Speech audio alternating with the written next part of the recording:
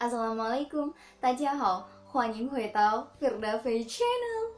Oke, jadi di video kali ini aku bakalan bahas tentang tips belajar dan menghafal HSK. Nah, ada yang tanya nih, HSK itu kegunaannya apa sih? Jadi, kegunaan HSK yang pertama itu adalah kalau kalian mau apply beasiswa, mau daftar beasiswa ke Cina, itu kalau kalian udah punya HSK, minimal HSK 4 ya biasanya. Kalau kalian udah punya HSK 4, itu kalian 90% bakalan lolos ya. Dan kegunaan yang kedua adalah kalau misalkan kalian udah ada di Cina, itu biasanya kalau kita dapat beasiswa harus belajar bahasa dulu 1 tahun sebelum kita ke jurusan.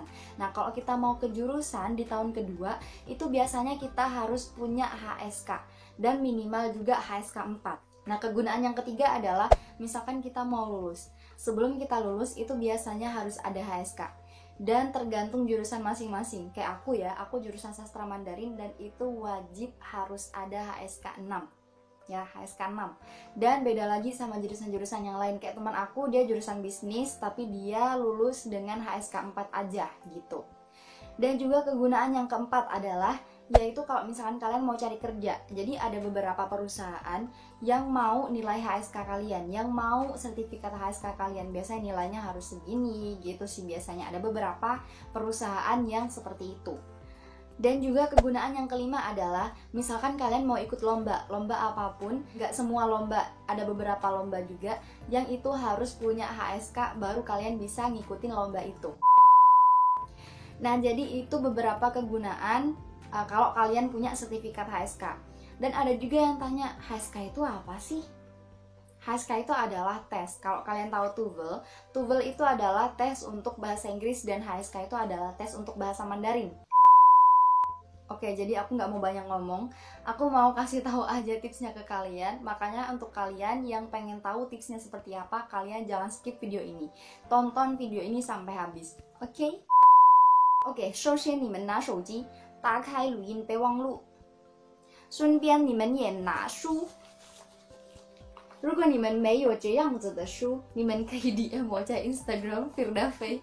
Vocabnya itu kayak begini ya, dia itu vocabnya berurutan kayak gini. Kalau kalian nggak ada, kalau kalian nggak punya, kalian bisa DM di Instagram aku ya, Firdafi. 我免费给你们。Oke, kalau kalian udah buka perekam suara, kalian bisa rekam suara kalian. Dan aku sekarang mau ambil yang M ya. Aku sekarang mau ambil M. Nih, sebelah sini tuh M dan semuanya itu M. Ya, semuanya M. Misalkan ya. Mama, mafan, ma, mahu, mashang, ma, mai, microphone, mantou. Nah, kalau kalian udah ngerekam, kalian itu tinggal ambil buku kalian, buku tulis yang kosong ya, buku tulis biasa yang kosong, terus kalian tulis aja. Sebelum itu kalian harus lihat dulu. Aku kan tadi ngerekam yang M. Jadi aku ngelihat dulu yang M. Ya, aku ngelihat dulu yang M di sebelah sini. Aku ngelihat cara nulisnya gimana, artinya gimana gitu. Jadi aku hafalin dulu mereka. Nah, setelah aku hafal cara nulisnya dan artinya apa, itu aku biasanya pakai rekaman ini. Jadi aku udah nggak ngeliat buku lagi. Jadi pakai HP aku tulis langsung dia ngomong apa di HP aku, misalkan nih ya kayak ini. Mama. Nah, yang pertama itu mama. Jadi aku tulis langsung di buku mama gitu. Sambil aku ingat artinya apa, cara nulisnya gimana, tanpa aku harus ngelihat buku.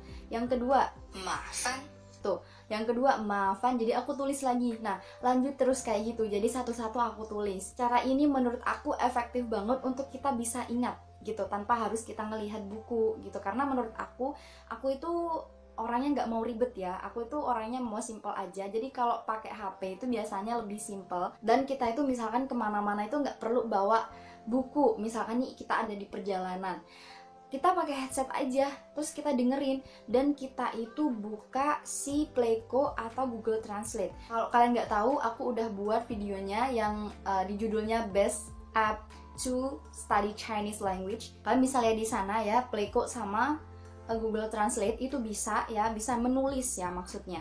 Kayak misalkan nih, tadi mama kan ya, mama, terus aku karena aku di perjalanan aku cuma dengerin headset aja gitu kan, terus aku di sini bisa langsung nulis aku bisa nulis mama nih ya, misalkan ya aku tulis buat kalian.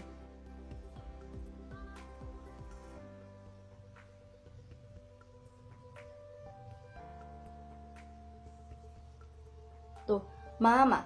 Jadi di sini langsung ya tulisannya mama. Oke, jadi gitu guys, daripada kalian di perjalanan itu dengerin musik, mending kalian belajar gitu kan, tanpa harus ada orang yang tahu kalau kalian lagi belajar. Dan juga kalau misalkan kalian mau tidur, daripada kalian ngeliat Instagram atau Facebook yang cuman pengen kepoin orang, kalian mending belajar aja. Jadi sebelum kalian tidur biasanya itu gampang banget untuk diingat gitu. Kalau sebelum tidur dan bangun tidur kalian belajar, itu biasanya gampang banget untuk kita ngingat gitu. Nah, kalian bisa gunain cara ini di setiap harinya, karena ini caranya mudah banget ya, caranya mudah banget. Jadi yang pertama itu kalian harus ngerekam suara kalian dulu, terus setelah itu lihat dulu vocabnya, hafalin dulu Hanzi sama artinya dulu. Setelah kalian hafal baru deh kalian pakai rekamannya gitu. Oke guys, jadi segitu aja tips yang bisa aku share buat kalian. Semoga tipsnya bermanfaat, bisa membantu kalian lolos di HSK 4, 5, dan 6 ya. Oke, makasih udah nonton video aku. Kalau kalian suka videonya, kalian jangan lupa like ya. Dan juga jangan lupa subscribe channel ini biar aku tambah semangat lagi buat video-video yang bermanfaat lainnya. Jangan lupa kalian share juga ya ke teman-teman kalian. Cai Cian!